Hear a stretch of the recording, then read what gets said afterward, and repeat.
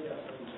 I think funding a lot of the issues involved, and things are going on with gaming and with the city itself, i.e. that the state says things that controls our gaming in the city, also the school district. Now, in this instance, would it be more practical to have an alliance with the state already and not ruin some of the programming that we have been developing? Or is this time to make radical change? Oh, that's a good question. So if I can rephrase it, forgive me for doing that, how would you manage your relationship with the state legislature? Would you be a friend, or would you be a reformer of that relationship? And that's probably more complex in a minute, but we'll give it a shot. let me start with Mr. Jones. I don't think I started first. Well, historically, the city and the state, with exceptions of the white evidence and fine work he's done, it's really been a contentious and hostile relationship. It's very complex then to, within a minute, to explain then how do you turn that around. I mean, the state looks at us as a pariah where, we always have our hand out and money goes in and we can't to show what we've done with it. So it becomes very challenging. But I think you do begin to reinvent your relationship with the state. And maybe you do that with small incremental projects. Maybe you do sort of pilot projects where the state feels as though you can be accountable for this X amount of money, this kind of funding. And if they're sitting at the table as a full partner, then maybe you begin to kind of rebuild that relationship. I mean, that's the reality is, you just really have to do that from almost from scratch. Mr. Hankins? I think it's always good to have a relationship with the state if we can. However, we have to be careful that we are not in a position that we're not advocating for our youth. If the state's supposed to pay, for example, a certain amount per child for school education, then the state should pay that amount. So what I'm saying to you is, yes, I agree that we need to have a relationship that's positive whenever possible. But at the same time, we make sure that we advocate for the rights of the children. Now, I'd like to hear from Councilman Tasco, and then I'm going to ask a follow-up to that. Councilman?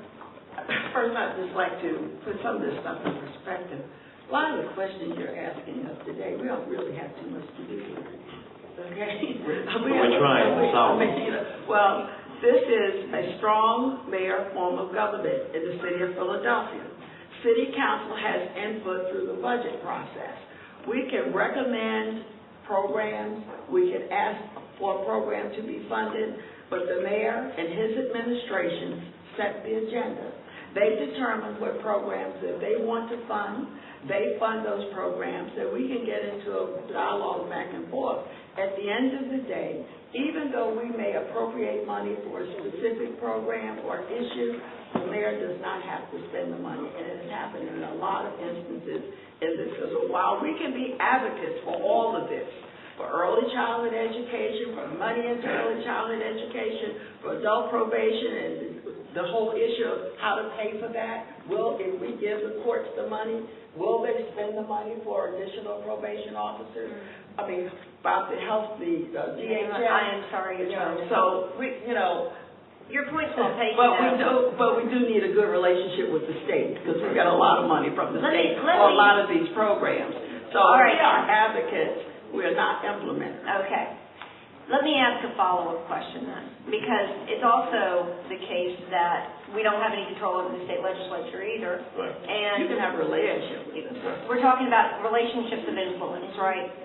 The state doesn't have to give X amount of dollars per pupil. That's based on what you can raise from property taxes, for example.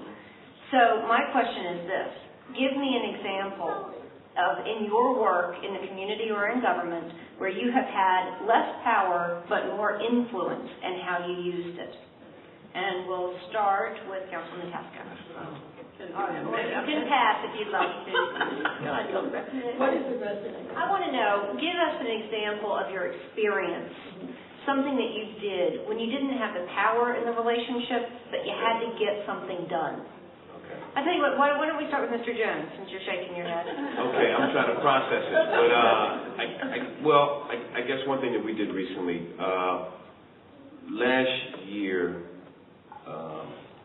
at the leadership of Dwight Evans and many other folks, we got on a bus and went up to Harrisburg on the 28th to really talk about some gun legislation that made some sense.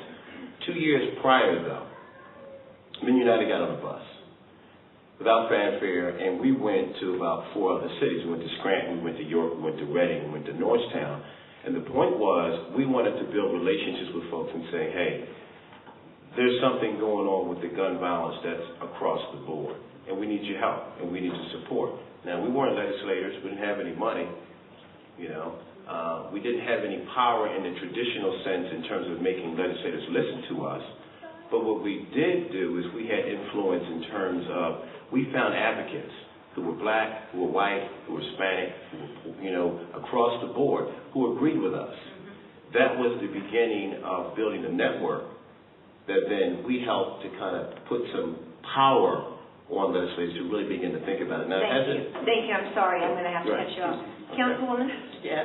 When I passed the predatory lending legislation in City Council, when we heard what was happening to people, we brought the issue of predatory lending to the forefront in Philadelphia as well as nationally, because they kept saying we can't deal with it because we can't define it. Well, we defined the issue of predatory lending in the city of Philadelphia, and we passed the law, and then we were told by the state we didn't have jurisdiction over it. But we did do it, and other jurisdictions throughout this country have passed the legislation that we passed here in Philadelphia. Very, very good. And Mr. Hankins? What comes to mind is my involvement with the homeless population. As a board member of Dignity at the time, there were drastic cuts in services to homeless people. It was one of the coldest winters we had on record.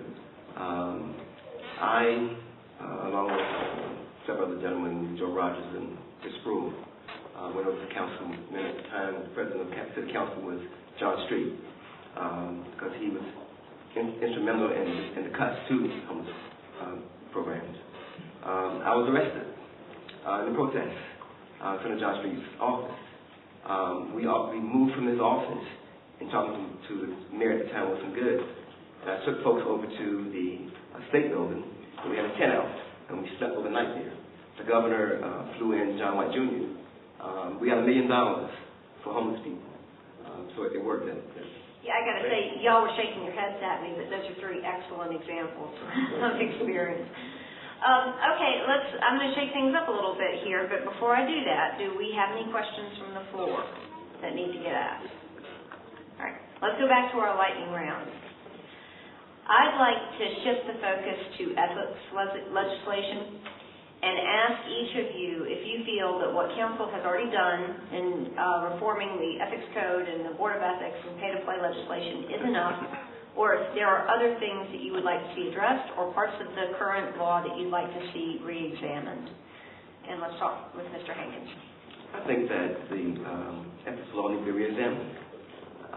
I don't particularly agree with some of the laws as they're stated now. Reform is a word that we have to be careful with as people, because reform can come in the form of a Trojan horse. We need to look at restrictions. The restrictions of reform, restriction of finance and campaigns, all that need to look at differently. The people need to sit down and examine